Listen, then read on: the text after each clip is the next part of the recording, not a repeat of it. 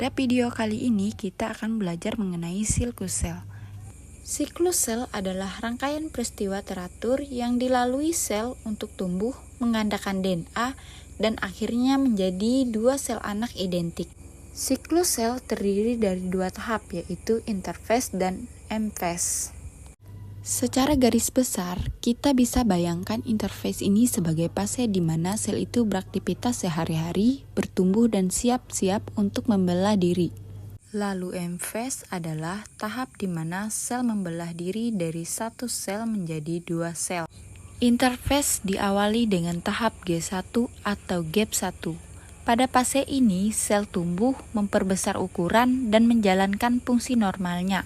Sel juga membuat protein dan organel baru. Beberapa sel khusus seperti sel otot jantung dan saraf berhenti di fase ini dan masuk ke dalam keadaan istirahat permanen yang disebut G0. Ketika sel siap membelah, ia memasuki fase S atau sintesis. Di sini DNA direplikasi dan proses replikasinya dipantau secara ketat agar tidak terjadi kesalahan. Setelah DNA selesai digandakan, sel memasuki fase G2 atau gap 2. Pada fase ini, sel memeriksa apakah seluruh DNA telah berhasil direplikasi dengan benar. Setelah interfase selesai, sel memasuki fase M. Fase ini terdiri dari dua proses, yaitu mitosis dan sitokinesis. Mitosis adalah inti sel membelah melalui tahapan profase, metafase, anafase, dan telofase. Proses mitosis ini segera diikuti oleh sitokinesis, di mana sitoplasma membelah menghasilkan dua sel anak identik dengan induk. Dengan demikian, satu siklus sel berakhir dengan terbentuknya dua sel baru yang siap menjalani siklus berikutnya.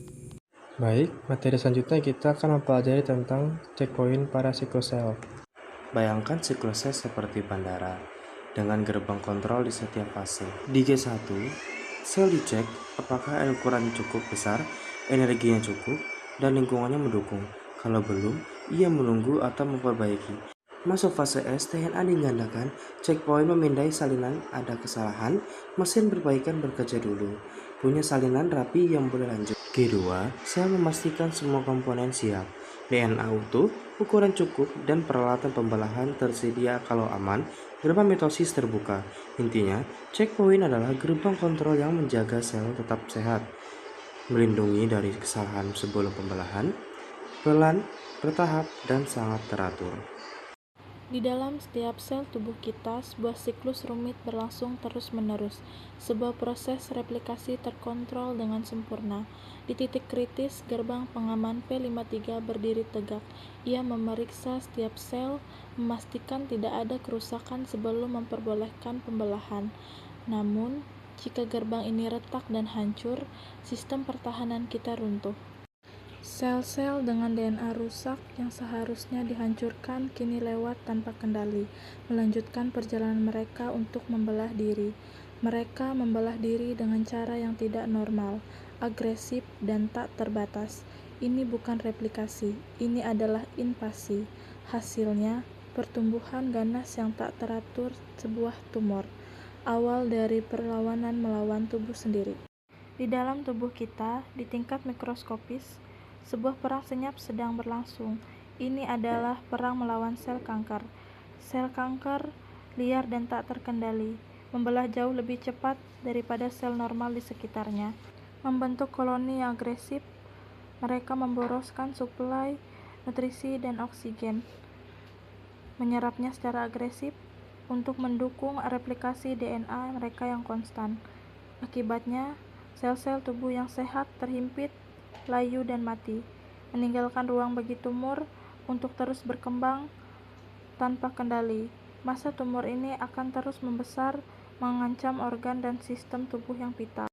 Inilah molekul obat kemoterapi, partikel kristal yang dirancang untuk mencari dan menyerang sel kanker dengan presisi.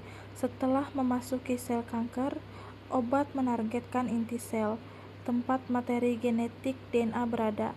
Di sini, obat menciptakan penghalang pada DNA, mencegah sel kanker menggandakan dirinya sendiri. Di tahap S, siklus sel, Sel kanker lainnya yang mencoba membelah juga terpengaruh. Benang spindel yang seharusnya memisahkan kromosom menjadi kaku. Tanpa dukungan yang kuat, proses pembelahan sel gagal total, menyebabkan sel menjadi tidak stabil. Akibatnya, sel kanker ini menjalani kematian terprogram atau apoptosis, mengakhiri siklus pertumbuhan yang tak terkendali.